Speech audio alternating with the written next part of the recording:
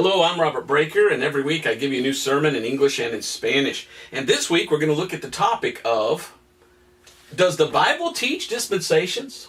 Or are there dispensations in the Bible? A lot of people online run around and say, there are no dispensations in the Bible. Well, that's something that's worthy to ask. Is that true? Does the Bible teach dispensations? Are there dispensations in the Bible? Let's go to Romans chapter 16, verse 17 through 18, and I ask you to watch this video because I'm going to prove to you whether there is or whether there isn't, according to the Word of God. Romans chapter 16, verse 17 and 18. The Bible says, "Now I beseech you, brethren, mark them which cause divisions and offenses contrary to the doctrine which ye have learned, and avoid them.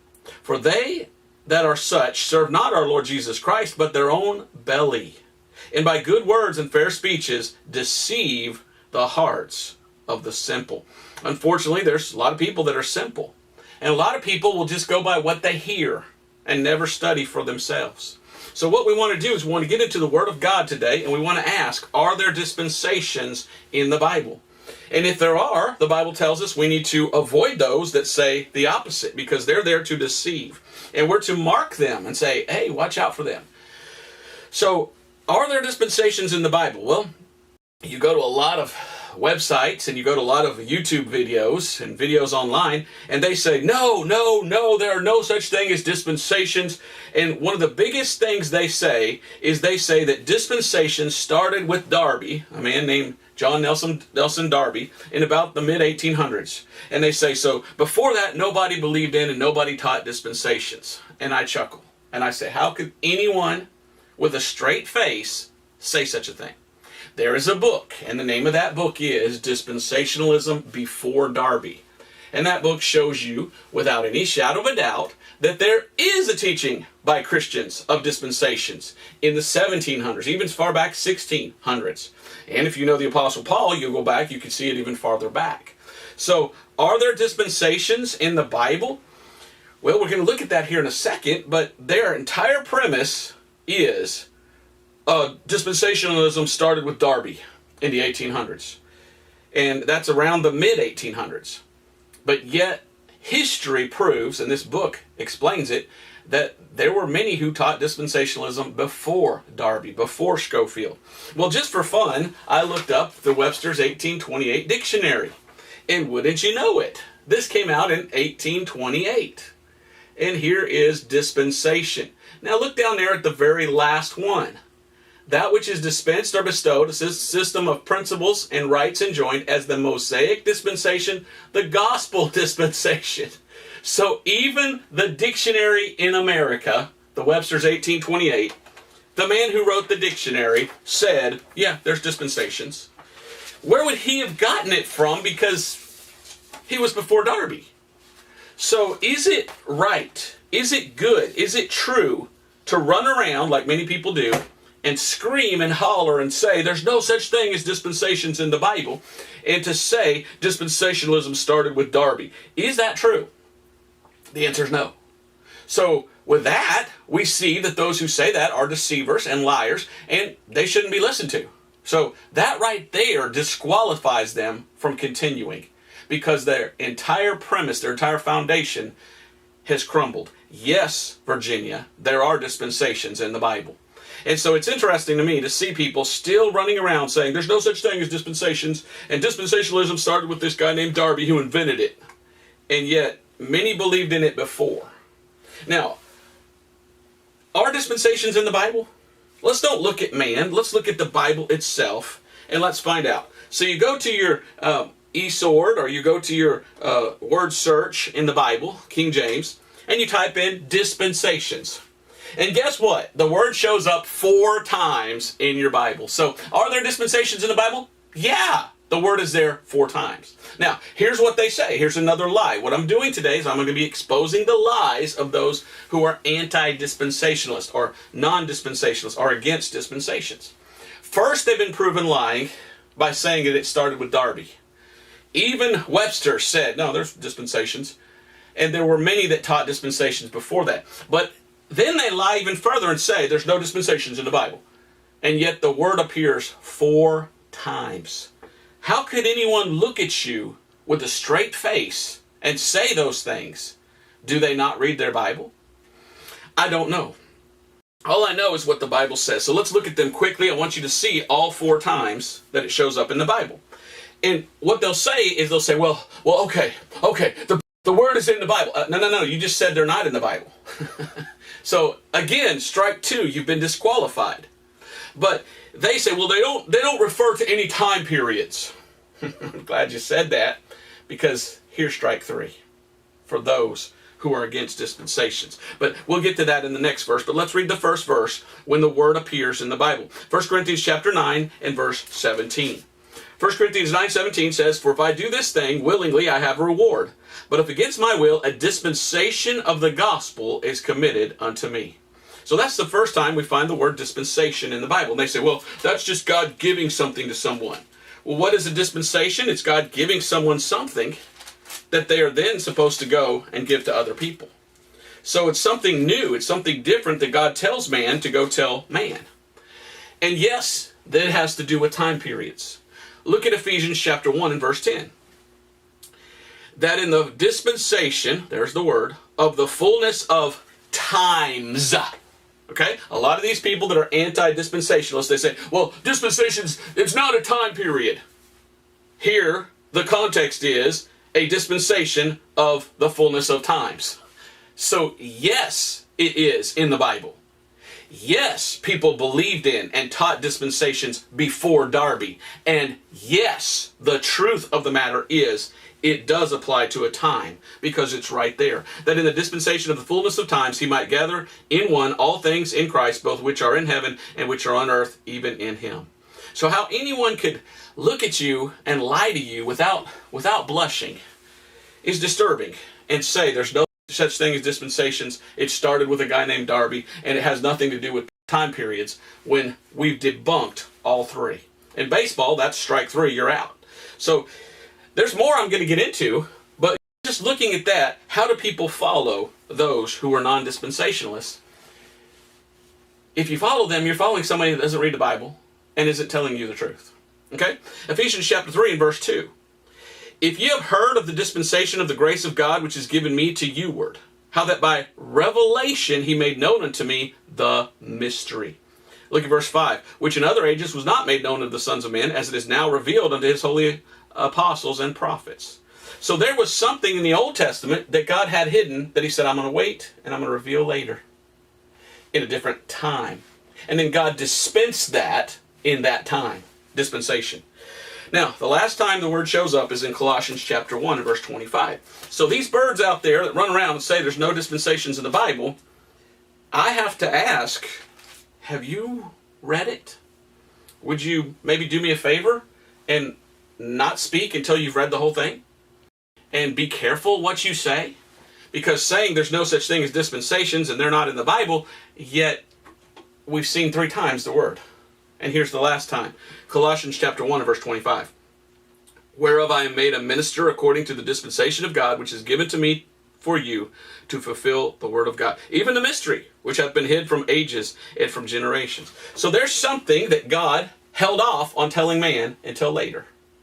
And God said, I'm going to give him that in a different time. So are there dispensations in the Bible? Of course. And how anyone could say otherwise is utterly baffling to me. I wonder if they're not following men rather than following the Bible. Because that's how a lot of these people are. They follow men, and men say something, and they hear that man say something, then they go out and they say the same thing, and they parrot it. That's called parroting. Like a parrot. There's no dispensations. There's no dispensations.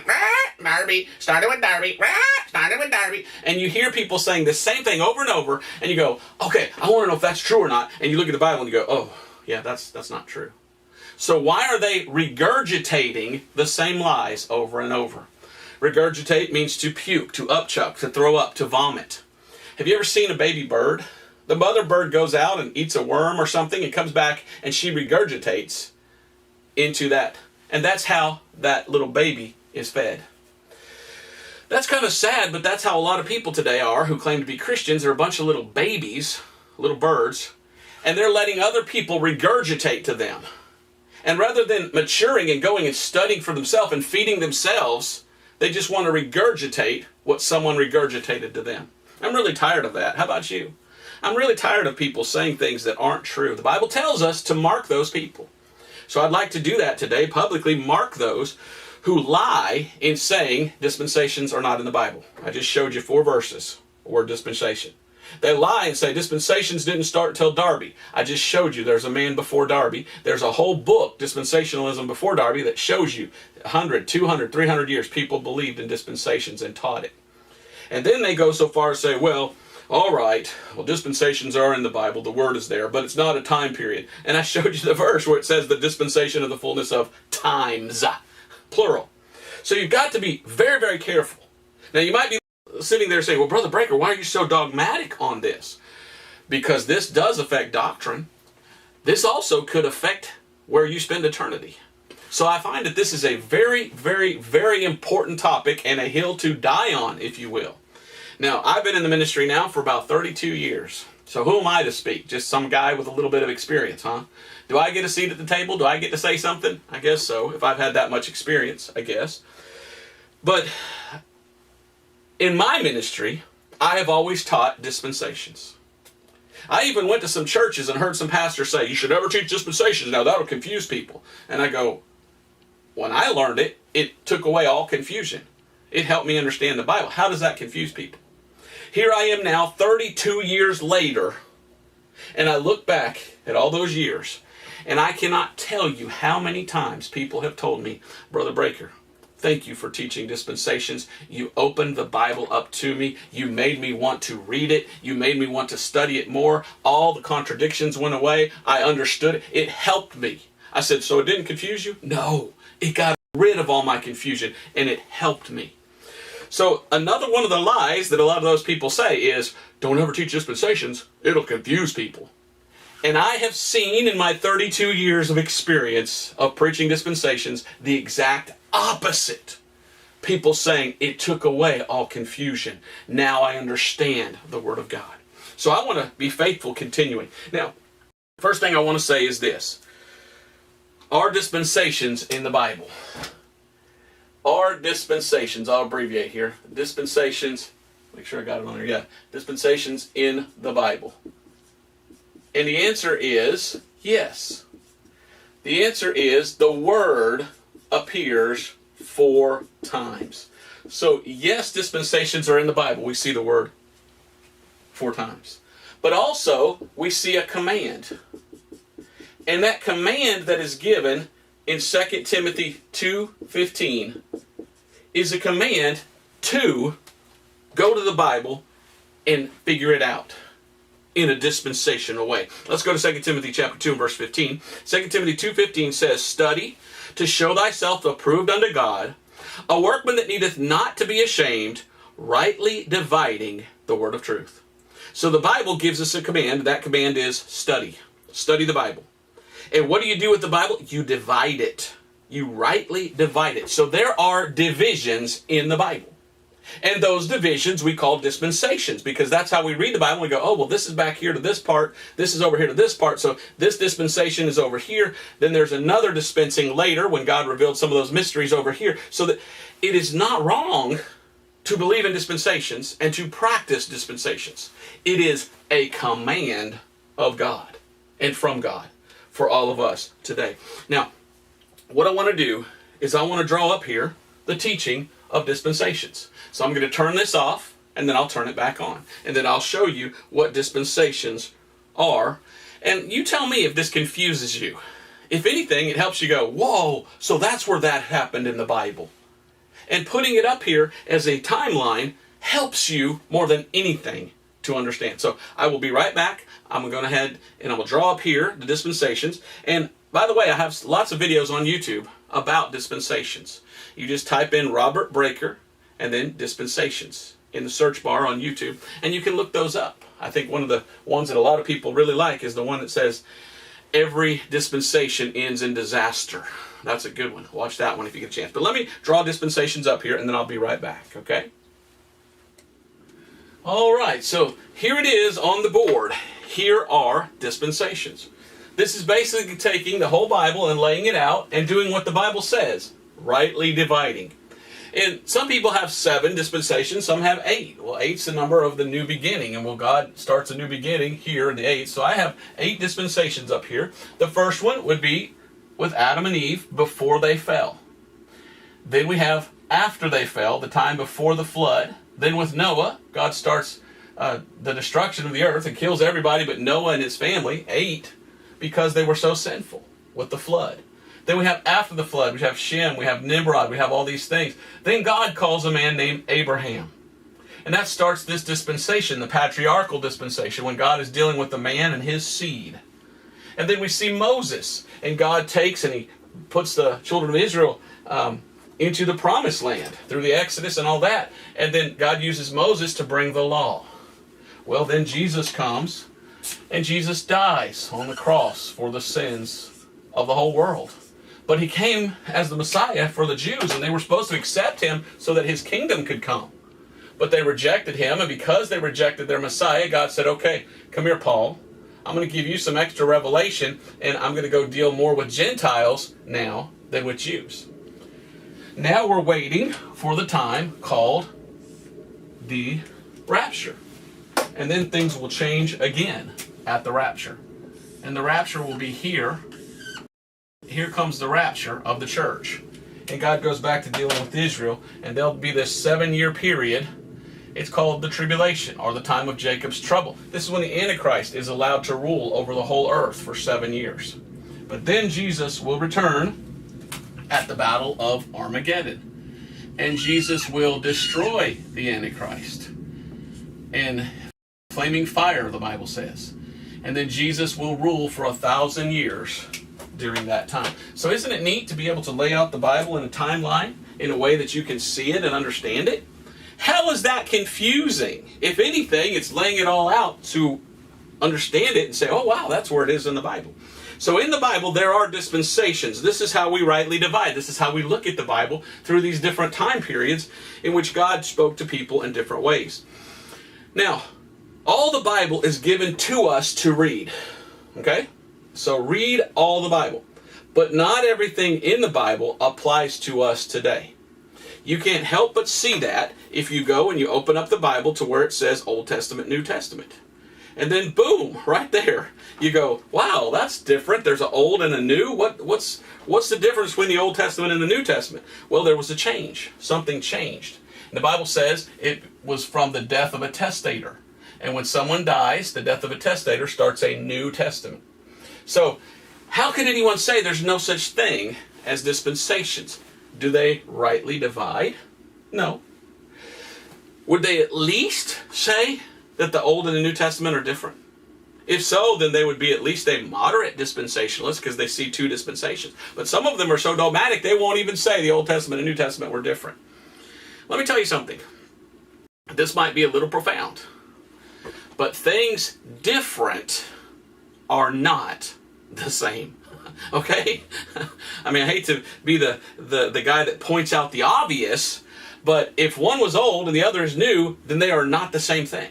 So there must be a dispensation. Something changed. It must be different.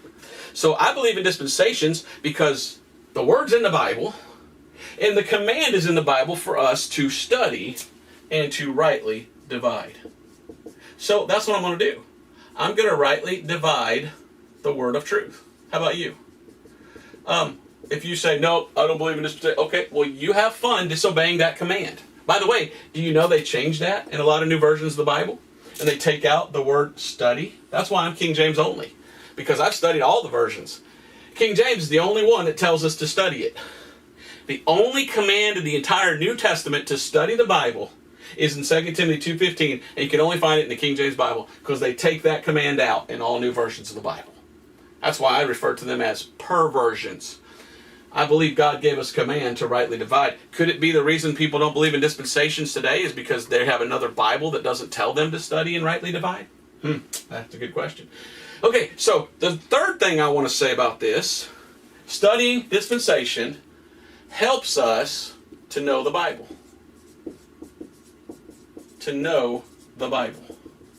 So when you look at dispensations, it's like a timeline laid out. And if I said, hey, you remember that guy named Moses? You go, oh yeah, that's that guy right over here. Oh, remember Adam and Eve? Oh, yeah, okay. There. And see how in your mind you know your Bible already laid out past, present, and future? So what's wrong with dispensations? Nothing. It's biblical. It's actually commanded in the Bible. So why don't people believe in and study and teach dispensations? The fourth thing I want to say about dispensations is this.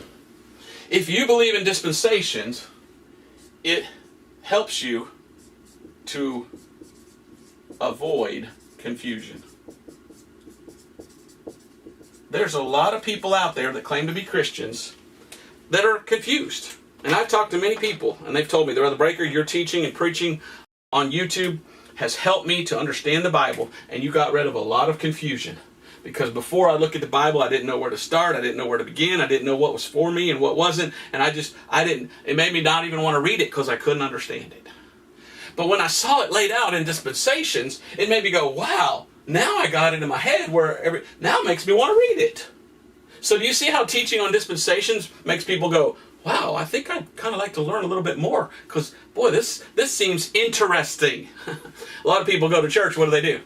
They sit there in the pew and they go, because a lot of times preachers are just as boring as they can be. But if you know your Bible and you study dispensations, hey, that ain't boring. That's kind of cool. Hey, show me more. I like diagrams. I like things like this. Okay? So it helps you to know your Bible, and it helps to avoid confusion. A lot of people out there today that claim to be Christians, and they're confused. They think we are still under the Old Testament law. No, that law was for Jews. Are you a Jew? We are no longer under the Old Testament law. We're under grace. And over here in the age of grace, we're saved differently. Under the law, they had to keep the law in order to not go to hell, in order to go to Abraham's bosom. Now that's a different story. We can check out the last couple weeks ago video I did about that, thief on the cross, and where he went when he died. So when you study dispensations, it helps to avoid confusion. The Bible teaches that we are not under the law. Romans chapter 10 and verse 4 says, for Christ is the end of the law for all who believe. So according to the Bible, the law is not what we're under anymore. We don't keep the law thinking if I keep the law, I'll go to heaven, because it doesn't take us to heaven. Jesus died to redeem us from the curse of the law. So we're not there. That's not our dispensation. We're over here. And a lot of people need to know that. Unfortunately, there's churches all over the world which say, no, we're still under the Old Testament law. Can't eat pork. Can't do this, can't do that. No, we're under grace. Romans chapter 6 and verse 14, for sin shall not have dominion over you, for you are not under the law, but under grace. What part of you are not under the law do you not understand? Okay? That's what the Bible says, so you might as well believe it. We are not under the Old Testament law, we're under grace. Okay? So we're not in that dispensation. So do you see how that avoids all confusion? I mean, right off the bat. Oh, okay. So the Old Testament, that's for the Jews, this is for us. Now that doesn't mean we don't read the Old Testament. We do. We want to see what God told them. But we realize that's not what saves us. If we want to find salvation, we got to focus on Jesus and his shed blood. Then, Jesus gave some stuff to Paul and some of these other guys. This is what we follow for today. Matter of fact, Paul said it's not the Old Testament law of Moses. It's the law of faith that we follow today, because we're saved by faith and not by works today. Okay? So do you see why dispensations is so important? Right there. That should have cleared up a lot for a lot of people. And I hope it did. There's some people out there that say, well, I believe in replacement theology, and so God is done with the Jews, and all the promises to them is to us today. Because God is finished and done with the Jews, and God will never go back to dealing with the Jews, they say. And I say, you must not read your Bible. If you go to Romans chapter 11, verse 25 and 26, say this. Romans 11:25 says, for I would not, brethren, that ye should be ignorant of this mystery, lest ye should be wise in your own conceits. A lot of people that don't believe in dispensations, that's what they are, unfortunately. That blindness in part has happened to Israel until the fullness of the Gentiles be come in, and so all Israel shall be saved. As it is written, there shall come out of Zion the deliverer that shall turn away ungodliness from Jacob. So God's not done with the Jews. Because they rejected their Messiah, God said, okay, I'm going to take the message more to the Gentiles, they can be saved. But when the rapture comes, I'm going back to dealing with them. And I'm going to save the nation at the end of the tribulation period. So if you believe in dispensations, you're not going to believe in replacement theology, because that's not a Bible teaching. God has not finished with the Jews. He's going to go back to dealing with them according to the Scriptures. Now, we could get into who are the real Jews. I don't have time to go there. I don't know who the real Jews are or the false Jews. There's in the Bible, it talks about false Jews. There's a lot of them. But there are the true line of Abraham, Isaac, and Jacob. And God promised them things in the Old Testament, and God's not a liar. So if you know your dispensations, you know after this dispensation, God goes back to dealing with the true Jews. And He will. If you know dispensations, it will clear up confusion when it comes to the ministry of Jesus versus the ministry of Paul. Now, does Paul have a different ministry than Jesus? Some people say, no, not on your life. That's the dumbest thing I ever heard. There's no dispensations in the Bible. And Paul and Jesus, they all preach the same thing all the time. And I go, wow. Do you even read the Bible? The book of Acts is a transitional book. It starts and they're preaching one thing. It ends, they're preaching something very different. I call that the who versus what message. You can look that up on YouTube, Robert Breaker, who versus what. And you'll get that. You'll understand that. You'll see that transition period. But according to the Bible, let's just go there so we can avoid confusion. If you don't believe in dispensations, you're going to be confused. But if you understand dispensations, you're not going to be confused. It says it right here. Romans chapter 15. Romans 15:8. Now I say that Jesus Christ was a minister of the circumcision for the truth of God to confirm the promises made unto the fathers. Who is the circumcision? Jews. Now verse 16. That I should be the minister of Jesus Christ to the Gentiles, ministering the gospel of God, that the offering up of the Gentiles might be acceptable, being sanctified by the Holy Ghost. So he says when Jesus came, Jesus was to the Jews. And that was his ministry, to the circumcision. Paul says, now my ministry is more to Gentiles. And I'm preaching to them something. Is what he's preaching to them the same thing that Jesus preached to the Jews? No. Jesus came preaching the kingdom message. You can't help but see that if you read Matthew, Mark, Luke, and John. And he's telling the Jews, accept who I am your Messiah. And a lot of them did not. In fact, in Matthew 15:24, Jesus said, I came only to the lost sheep of the house of Israel. That's what Jesus says. If you go to Matthew chapter 5, verse 5 and 6, Jesus sends out his disciples and he says during his earthly ministry, do not go to the Gentiles. Why? So you've got to understand these things. You've got to look at these things. And when you do, you understand some stuff. Let's go to Romans chapter 16, verse 25. Let me show you dispensations. Okay? Because a lot of people out there, some of them even claim to be pastors. Matter of fact, some of them were pastors, but they were kicked out of their church because they didn't believe every word of the King James Bible. That's a shame. But I believe in the King James Bible and I believe in dispensations. But in Romans chapter 16 and verse 25, Paul says, now to him that is of power to establish you according to my gospel and the preaching of Jesus Christ according to the revelation of the mystery which was kept secret since the world began. But now is made manifest. Wow. So there was something that was kept secret before the world began. And it wasn't dispensed until later to Paul. What was it? Well, he calls it my gospel. What is Paul's gospel? 3 times in the Bible, Paul says my gospel. Romans 16:25, 2 Timothy 2:8, and then in Romans 2:16. Look at Romans chapter 2 and verse 16. Romans 2:16, Paul says, in the day when God shall judge the secrets of men by Jesus Christ, according to my gospel. So Paul says, my gospel, and he tells us that whatever that gospel is, it was something that was revealed to him from Jesus to go preach. So it wasn't the thing that Jesus was preaching here. It must have been a little different. So back here, it was all about preaching who Jesus was. When Jesus came, he said, believe that I am the Messiah. And that's what Jesus preached to the Jews. Trust in who I am. But as you read through the book of Acts, and you read through all Paul's epistles, you can't help but see that God told Paul, Paul, I want you to go give them the message of what I did. Because it's not just who I am that saves you. It's what I did right here. And what Jesus did was he paid for your sins in your place as the atonement for sins.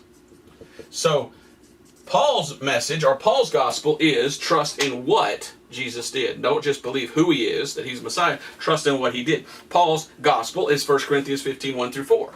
And it says how that Christ died for our sins and was buried and rose again the third day according to the Scriptures. Matter of fact, if you go to Acts chapter 13 and verse 38 and 39, you find what was that mystery revealed to Paul.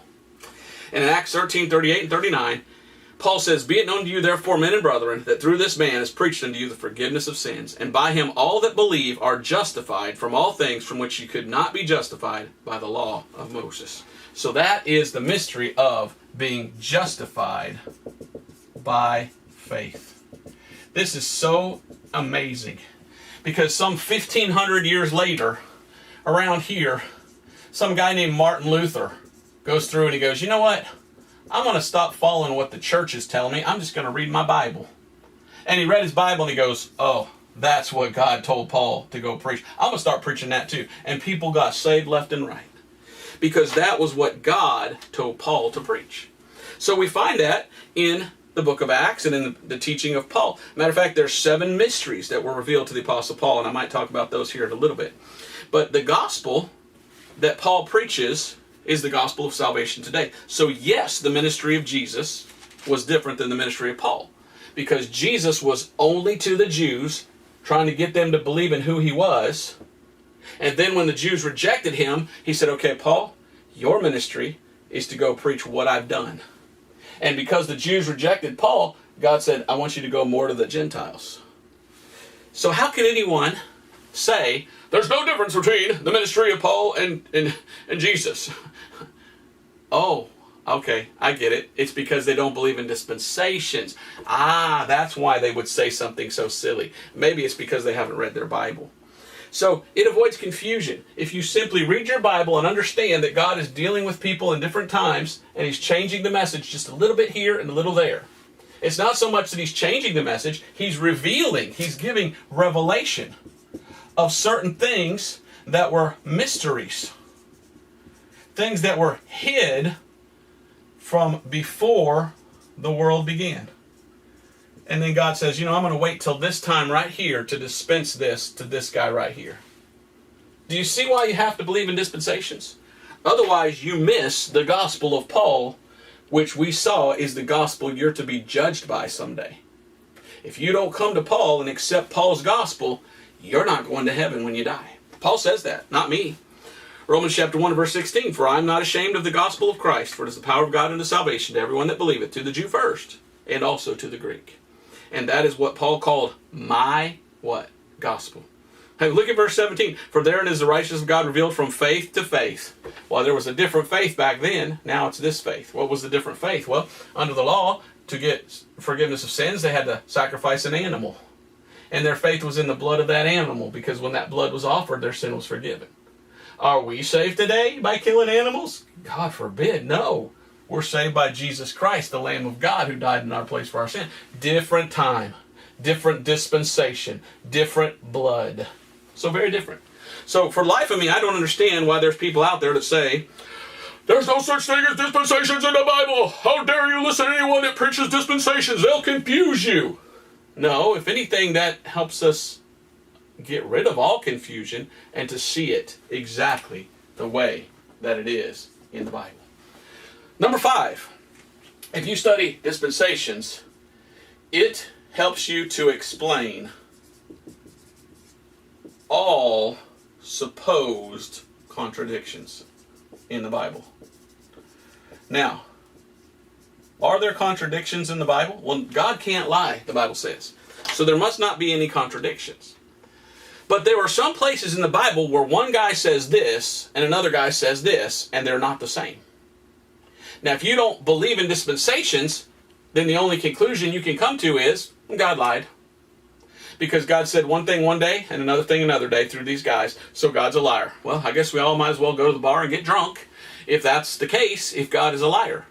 But the Bible says God is not a liar, so we better not do that. We better think, how can God say something here and then later say something over here? And how can it not be a contradiction? The only way is, if it was in this dispensation, God told this guy this, and now God said, okay, now it's like this over here.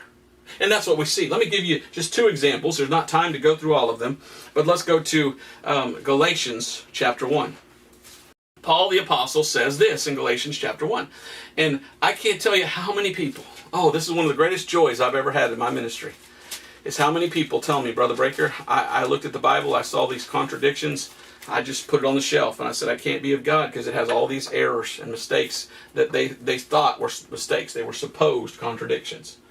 And then they said, then we started watching you and your dispensations, and I started going back and reading it, and then I realized, oh, all those things that look like a contradiction to me, they're not, because God said it in a different dispensation.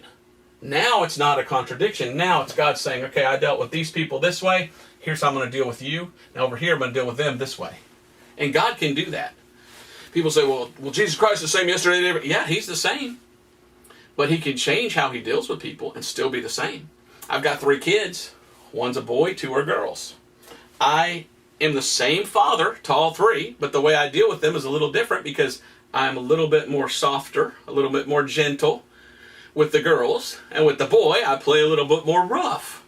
Does that mean I changed? No, I'm still the same person, but I deal with people in a different way.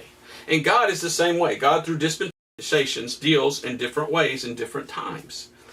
Galatians chapter 1 and verse 8, watch this, supposed contradiction in the Bible.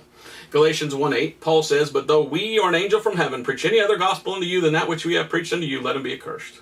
All right? Well, is there ever in the Bible a place where a gospel is preached by an angel in heaven? Matter of fact, in the book of Revelation, chapter 14 and verse 6. Revelation 14, 6 and 7.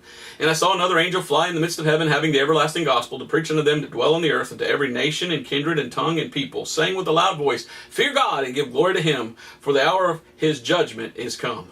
And worship him that made heaven and earth, and the sea and the fountains of waters.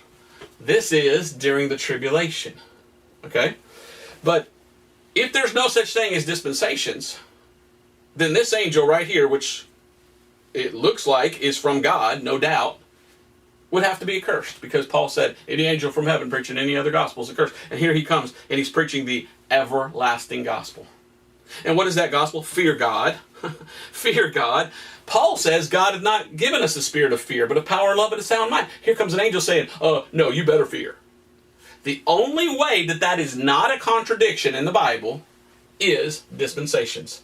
Here we are, and in this dispensation, any angel preaching anything else is accursed. But as soon as we leave at the rapture, that angel comes preaching, and it's not accursed, because now it's a different dispensation. And that is the actual dispensing that God is dispensing, is through that angel. God is saying, tell them this. And that's what is to be taught in that dispensation. Do you see it? Let me show you another one. Let's go to Ephesians chapter 2. So there are no contradictions in the Bible at all, if you believe in dispensations. But if you get rid of dispensations, then the Bible is full of contradictions. And God can't lie. So to not believe in dispensations is to call God a liar. It's that simple. Ephesians chapter 2, verse 8 and 9. Ephesians 2, 8 and 9 say, for by grace you are saved through faith, and that not of yourselves, it is the gift of God, not of works, lest any man should boast. So the Apostle Paul teaches that for our dispensation today, we're saved by grace through faith alone. That means not of works. So the Apostle Paul says today it's faith alone, and it's not works that saves us. All right, is there any verse in the Bible that says we're saved by works? Yeah, let's go over to the book of James. And this is like, what? How can one apostle say one thing and another apostle say another? Well, that's a good question. The answer is dispensations is the only way to understand it in order for it not to be some sort of contradiction. James chapter 2. James chapter 2 and verse 24. James chapter 2 verse 24 through 26 says this, you see then how that by works a man is justified, and not by faith only. What is faith only? Faith alone, or faith only. Today we're saved by faith only. For by grace are you saved through faith, and that not of yourselves. It is the gift of God, not of works, lest any man should boast. That's Ephesians 2, 8 and 9. That's what God told Paul for this dispensation. Now, we have a guy that says, no, it's the opposite. You see then how that by works a man is justified, and not by faith only. And then he continues, likewise also was not Rahab the harlot justified by works, when she had received the messengers and had sent them out another way? A lot of these guys, they go, no one's ever been saved by works in the whole Bible, ever. And I'm reading this passage that says, this woman was saved by works. Did they read their Bible? Verse 26, for as the body without the spirit is dead, so faith without works is dead also. So this passage says it's not by faith alone. It's not by faith only. And yet, Paul says, no, it's by faith alone. It's by faith. How on earth could you have one say one thing? One, is the entire Bible a lie? No. If we look at the book of James, look at chapter 1 and verse 1. Who is James writing to? James, a servant of God and of the Lord Jesus Christ, to the 12 tribes which are scattered abroad, greeting. Is that you? Which one of the 12 tribes are you? Are you Issachar, are you? Are you I don't know, are you Judah, are you? Maybe Benjamin? Could you be Dan, perhaps? No, I'm not any one of the 12 tribes. So why would you try to apply this chapter and this verse to us? Who is he writing to? Well, James writes this way back here when in their mind they're thinking this is what's coming. And so James is killed very early in the book of Acts. And so he's writing his book first, and the transition hasn't taken place yet. And as you read that book of Acts, you see the transition from Jews to Gentiles, from Israel to the body of Christ, from Peter to Paul. And you can't help but see that. And so you see the revelation given to Paul is it's not works now. But is there a time when there will be some works involved? In the tribulation for the Jews. So if you're a dispensationalist, there is no contradiction. It's Paul is saying it to this dispensation, and James is applying it out in this area to that dispensation, to the Jews. Do you see how important it is? Because believing in dispensations gets rid of all contradictions in the Bible. But a lot of these guys, they just want to lie. And they say, there's no such thing as dispensations. Okay, you show that to them, and they go, boo, boo, boo. You can't have it both ways. It's one or the other. God can't lie, so why does one say one thing and the other say another? Well, then they go into, well, it's not really what he's saying. He really said, oh, you know you're dealing with a heretic. You know you're dealing with a liar. You know you're dealing with a deceiver who attempts to change the words of the King James Bible. Someone who comes along and says, well, the King James didn't translate it right. It should be. Oh, now you're the final. You know more than God, do you? I run from such people. I run from such people. No, I read my Bible and I see one guy says this, the other guy says this. Lord, it can't be a contradiction, although it is apparently looking like one. What's the answer? And the answer is dispensations. One's for us today, the other is more out here to the Jews during that time. Okay? Do you understand that? Now, if you believe in dispensations, guess what? Dispensations shows you future prophecy. So if you believe in dispensations, then you believe that the Bible teaches not only past history, but future history. And you can know what's going to happen next if you believe in dispensations. Now, there's some people out there that don't. Let's go to Revelation. There's some people out there that when they come to the book of Revelation, they say, well, and they're called preterists, by the way. They say, well, the book of Revelation is all past. None of that book is future, so none of this is going to happen in the future. And you look at that and go, oh my goodness, really? How is that even possible? This book was written about 95, 96 AD. But there are people out there that call themselves preterists who say, no, that book was written about 60 AD, and all this took place in 70 AD, so the book of Revelation is a book about things that happened in the past. And you just go, you shake your head. Well, so you don't know what's going to happen in the future because you got rid of what it's applying to in the future. You try to make it all past. That's so sad. What does it say? Revelation chapter 1, verse 1, the revelation of Jesus Christ, which God given to him to show unto his servants things which must shortly come to pass. And he sent and signified it by his angel unto his servant John, who bear record of the word of God and of the testimony of Jesus Christ and of all things that he saw. Blessed is he that readeth, and they that hear the words of this prophecy, and keep those things which are written therein, for the time is at hand. Now they read that and they say, time is at hand, shortly come to pass. So that happened back then. Wait a minute. 70 AD is when some things happened, but this was written on an island 20-some years later. So it can't be applying to past, otherwise it would not be a prophecy. Yeah. So, you understand that? Now, they say, but it says shortly.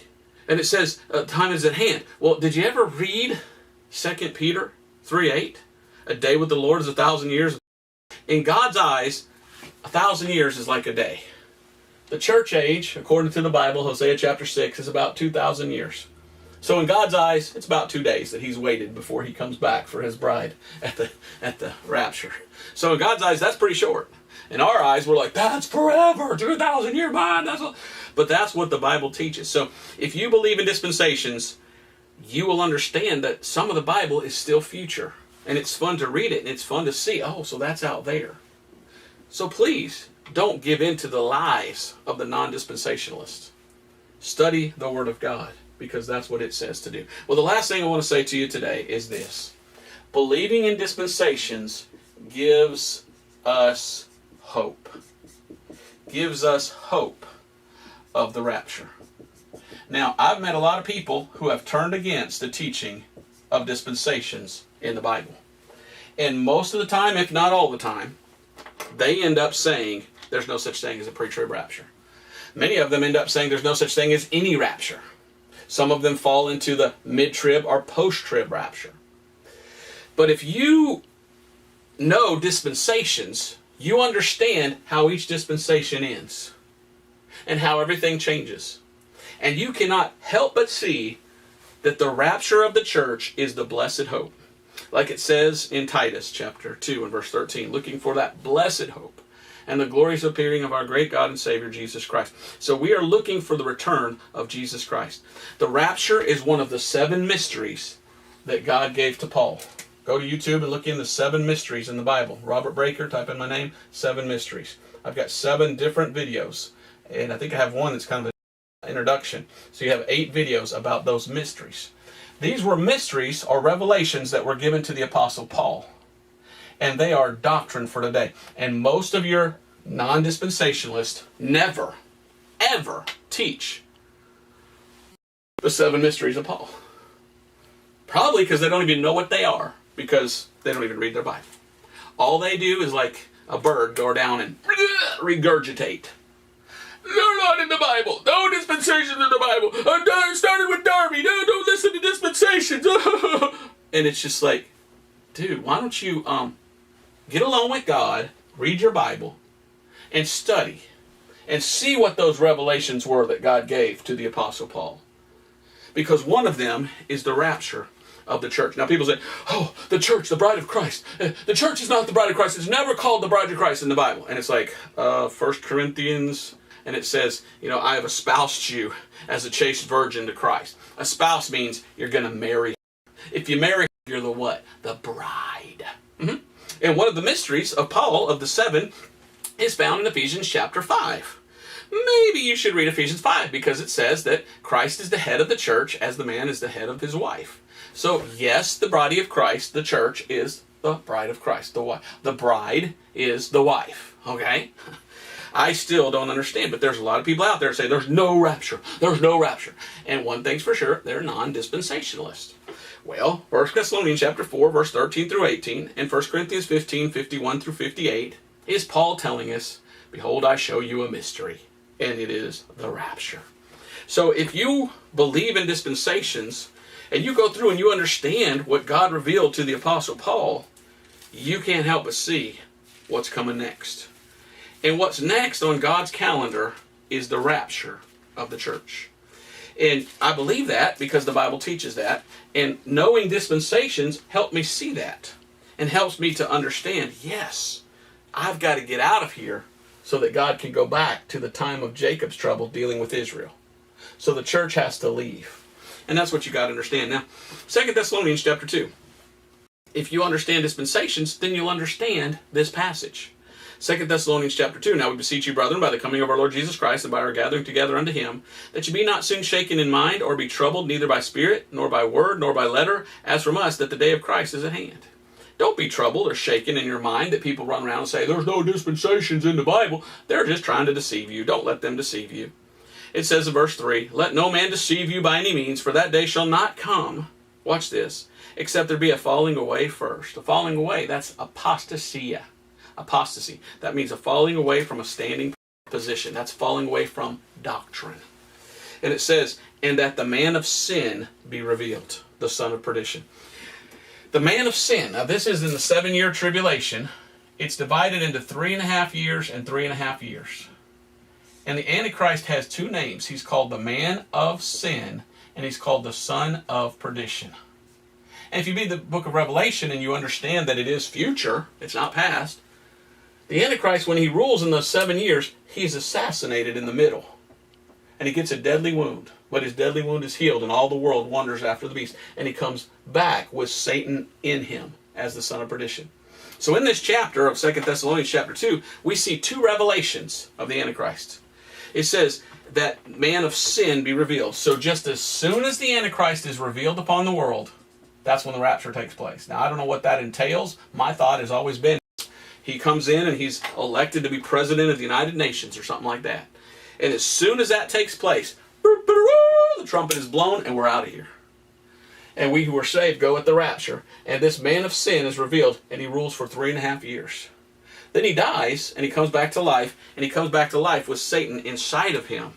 And look what it says in verse 8, and then shall that wicked be revealed, whom the Lord shall consume with the spirit of his mouth, and shall destroy with the brightness of his coming. So we've got 2 revelations in this chapter. The revealing of the man of sin at the beginning of the tribulation, and in the middle of the tribulation, the revelation of the wicked one, which is Satan incarnate. Do you remember a guy named Judas? Judas, the Bible says he was the son of perdition. And it says the devil entered into him. That was a foreshadowing or showing that the devil is going to enter into the body of the Antichrist during that time. So, with that stated, what does the Bible teach about the Antichrist? The Bible teaches that the Antichrist is going to come upon the scene, and he's going to give people the mark of the beast. Now, if you don't believe in dispensations, then you just might be so crazy and wacky and weird that you just might think there's no such thing as a rapture. And you just might think that you can go through the tribulation. Well, if you go through the tribulation, you miss the rapture, all right? But if you're in the tribulation and you take the mark of the beast, can you be saved? Well, the Bible says those that took the mark of the beast will be cast into a lake of fire when Jesus returns at the Battle of Armageddon here. What does Paul teach? He teaches that we today who are saved, we're eternally secure in Christ. We're once saved, always saved. That's for today. But that ends at the rapture. There's no once saved, always saved in this time period. Because if anyone takes the mark of the beast during the tribulation, that's it. It's over. There's no ability to be saved unless it's the possible exception of cutting off her hand, and I won't go there. But you should read that passage sometimes where Jesus says, if your right hand offend thee, cut it off, because the rest of it says that ye be not cast into hell. That's what happens to these people. When Jesus comes back, those that have the mark of the beast, they're cast into HE double hockey sticks. So, if you don't believe in dispensations, well, you just might be nutty enough to say, yeah, if you're a Christian, you could lose your salvation. No, according to dispensations, in this dispensation, we are sealed with the Holy Spirit of promise. Ephesians 1:13. That means we cannot lose it. We are sealed with it. And so when we're saved today, we are eternally secure in Christ. So our hope is leaving before the mark of the beast and the Antichrist. Many non-dispensationalists say that we go through the tribulation. So God's going to pour his wrath out on his bride? That doesn't make sense. If so, we could lose our salvation if we take the mark of the beast. That's not right, because we are sealed, the Bible says in Ephesians 1:13. So what should we do? All right, I'm going to close with this very quickly. 2 Thessalonians chapter 15. What should we do? What should we do? There's a lot of people out there who have fallen away, and they're teaching no dispensations. We who believe in dispensations, we need to stand. Stand on what the Bible says. 4 times in the Bible is dispensations. One of those times, it's talking about a time period. And yes, there are dispensations in the Bible. So we stand. 2 Thessalonians 2:15 through 17. Therefore, brethren, stand fast and hold the traditions which ye have been taught, whether by word or our epistle. Now our Lord Jesus Christ himself and God, even our Father, which hath loved us and hath given us everlasting consolation and good hope through grace, comfort your hearts and establish you in every good word and work. All right, now let's turn to Ephesians chapter 5. I want to finish this up here. I hope this has been a blessing to you. I hope you learned something. And I hope you will get into dispensations. There's a great book out there called Dispensational Truth by Clarence Larkin. And maybe you could get a copy of that and learn more. It's a great book. Ephesians chapter 5, verse 6 and 7 says, "Let no man deceive you with vain words. For because of these things cometh the wrath of God upon the children of disobedience. Be not ye therefore partakers with them." So what are we to do? We're to separate. We are to separate from those who say there's no such thing as dispensations, because we found them not telling the truth. I don't want to have anything to do with them. Many of them are angry and hateful and mean and attacking and call names, and they say, you're one of those dispensational, and it's like, wow, where's all this anger and bitterness and pinned up anger? Why are you like this? The best thing to do is get away from someone who doesn't want to believe the Bible, especially if they are deceiving you. And if they are knowingly deceiving you, that's pretty sad. And God says his wrath's going to fall on such people. Now, let's go to Ephesians chapter 4 and verse 25. Ephesians 4 and verse 25. "Wherefore, putting away lying, speak every man truth with his neighbor, if we are members one of another." So what are we to do? We're to speak the truth. Now, how do we do it? Do we get all angry and upset and mad? Some people might say, well, Breaker, you're angry. No, I'm not. I'm just kind of worked up a little bit because I so want you to see the truth. But do you hear me calling names? Do you hear me with anger and meanness and mean spirit? No, I'm just being myself and just trying to tell you. The Bible says speak the truth in love. When you listen to these non-dispensationalists, a lot of times they name call and they put you down and they mock you and they ridicule you. The Bible says that's not how we're supposed to do. The Bible says speak evil of no man. So if you go to these channels where they're non-dispensationalists, please don't leave dirty comments. Please don't name call. Just give scripture and just say, look, I'm really praying for you.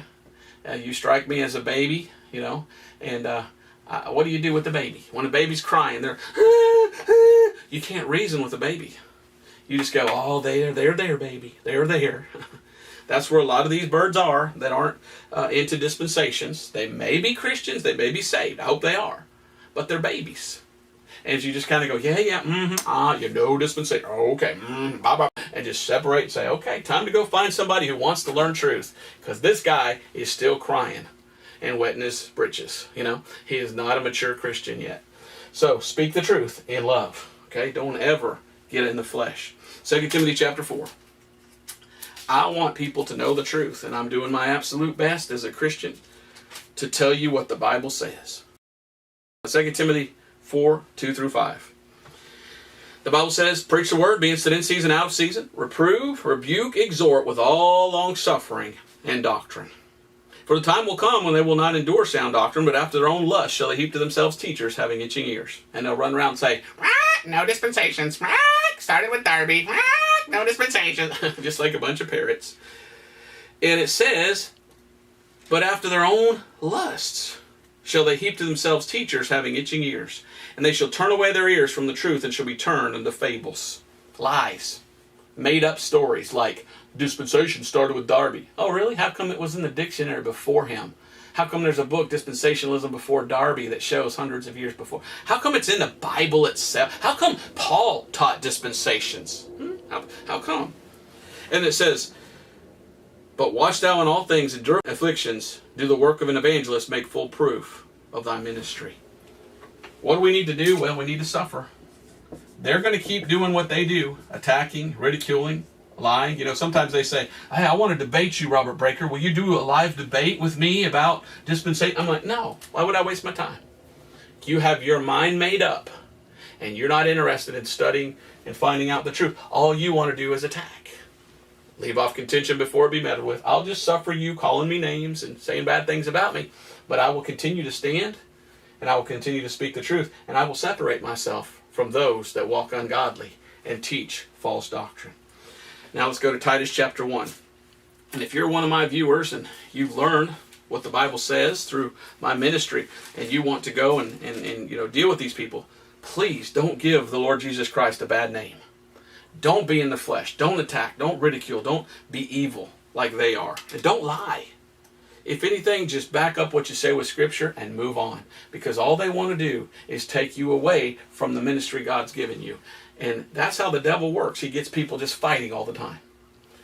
Best thing to do sometimes is just get away from that.